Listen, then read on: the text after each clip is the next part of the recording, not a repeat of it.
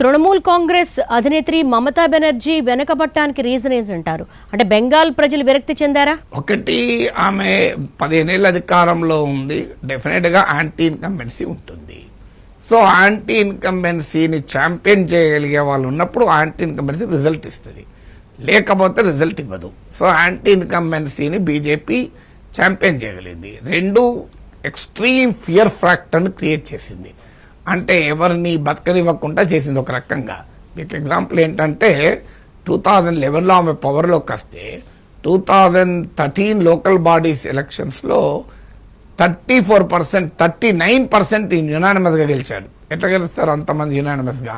ఎవరిని పోటీ చేయకపోతే యునానిమస్ గెలుస్తారు. మీకు కమ్యూనిస్ట్ పార్టీలు, లెఫ్ట్ పార్టీల కార్యాలయాల్ని కూడా తృణమూల్ కాంగ్రెస్ ఆక్రమించేశారు. వాళ్ళు వెళ్ళి తాళాలు పలగొట్టి వీళ్ళని బయటికి వెళ్ళగొట్టి ఆ ఆఫీసులను తమ ఆఫీసులుగా మార్చుకున్నారు. చూడండి, మీకు దాంతో లెఫ్ట్ ఓటు మొత్తం బీజేపీకి షిఫ్ట్ అయింది. మీరు జాగ్రత్తగా చూడండి, 2011లో లెఫ్ట్ ఓడిపోయినా కూడా 39% ఓటింగ్ వచ్చింది. ఇవాళ ఏంటి పరిస్థితి? ఎక్కడ పోయింది ఆ ఓటింగ్ అంతా? క్లియర్గా బీజేపీ వైపోయింది. మీకు ఎక్కడన్నా కామ్రేడ్లు కాషాయ ఒక పార్టీకి ఓటేశారంటే అర్థం చేసుకోవచ్చు కదా ఎలా ఫియర్ ఫ్యాక్టరు అని. ఇంకో మార్గం లేని పరిస్థితుల్లో ఎవడన్నా గెలవనియండి, ఇంతకన్నా కర్కోటకుడు కాడు కదా అనే భావన ఉంటుంది.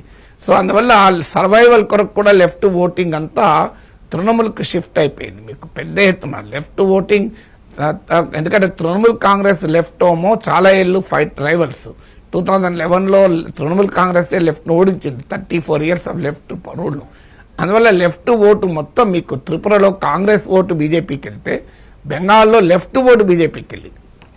మీకు అది బీజేపీకి బెనిఫిట్ అయిన తర్వాత బీజేపీ చాలా జాగ్రత్తగా తన రాజకీయాలు చేసింది. వాస్తవంగా బీజేపీకి తృణమూల్ కాంగ్రెస్ ఉన్నంత ఆర్గనైజేషన్ లేదు, కానీ ఛత్తీస్గఢ్ నుంచి, మీకు బీహార్ నుంచి, అందరి నుంచి, అన్నిటి నుంచి, ఒరిస్సా నుంచి బీజేపీ అక్కడ డిప్యూట్ చేసింది.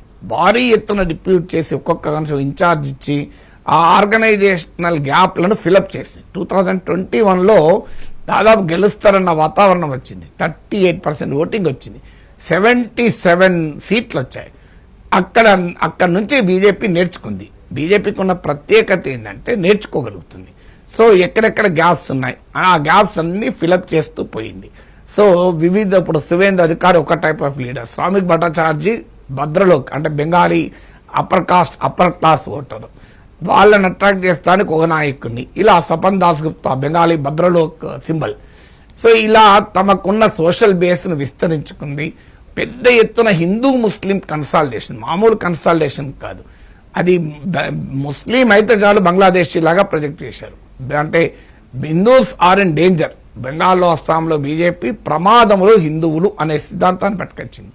అది బాగా క్లిక్ అయింది. తర్వాత జై శ్రీరామ్ నినాదంతో 2021లో వస్తే అక్కడ జై దుర్గా, జై కాళీ అనుకుంటూ తృణమూల్ కాంగ్రెస్ మొదలుపెట్టింది. సో మీకు దుర్గా ఉత్సవాలు వర్సెస్ శ్రీరామ ఉత్సవాలు. ఈసారి బీజేపీ ఎత్తుగడ మార్చి మీకు మోడీ నినాదాల్లో కూడా జై మాతా కాళీ, జై మాతా దుర్గా అన్నారు. మీకు దేవునికి కూడా ప్రాంతీయ భాషాపరమైన అస్తిత్వాన్ని జోడించారు. మీకు అస్సాంలో జై కామాఖ్య అన్నారు.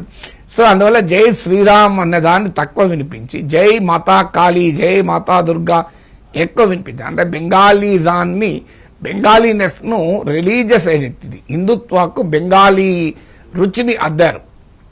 మీకు ఫ్యూజన్ అంటారు. మీకు ఫుడ్ సైన్స్లో ఇది ఒక టెక్నాలజీ, ఫ్యూజన్ అంటారు. అంటే ఈ వంటకాన్ని ఆ వంటకాన్ని కలుపుతారు, మీకు దాన్ని ఫ్యూజన్ అంటారు. సో ఆ ఫ్యూజన్ పాలిటిక్స్ బీజేపీ నడిపింది. సో అందువల్ల మీకు హిందుత్వ ఐడెంటిటీకి బెంగాలీ ఐడెంటిటీని జోడించింది.